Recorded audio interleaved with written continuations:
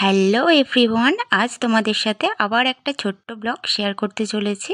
তো আজ এখন বিকেলবেলা হয়ে গেছে, আর কাল যেহেতু গুরু পূর্ণিমা, তো বাপের বাড়িতে হবে পুজো।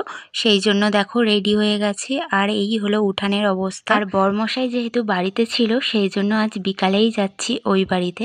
তো একটা ছোট্ট পুঁটলি করে নিয়েছি, আর রাস্তাঘাট সব জলে ভিজে। তো সারাদিন তো বৃষ্টি হয়েই যাচ্ছে, এখন বৃষ্টিটা একটু কম। আর মা যাওয়ার সময় এই অশ্বত্থ গাছের ডোক নিয়ে যেতে বলেছে, পুজো হবে সেই জন্য।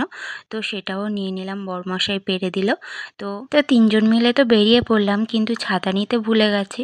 আর এদিকে দেখো আকাশের অবস্থা, যতই কম টাইমের রাস্তা হোক, তবু তো একটা ছাতা নেওয়ার প্রয়োজন হয়। তো বিকালে যেহেতু যাচ্ছিলাম, পকোড়া নিয়ে নিলাম। আর এখানে এসে দেখছি মা ভিজে ভিজেই সব পুজোর জোগাড়যন্ত্রী করতে বসে গেছে। তো শ্বশুরবাড়িতেও যে অবস্থা, এখানেও এসে দেখলাম সেই অবস্থা, মানে গ্যাস শেষ হয়ে গেছে। তো মা উনুনেই সব কিছু রান্না করছে। তো সাহেববাবু দেখো মাকে আবার হেল্প করতেও চলে গেছে। আর আজ রাতের মেনুটা এটাই ছিল। তো ভালো লাগলে লাইক কমেন্ট শেয়ার করে দিও। টাটা।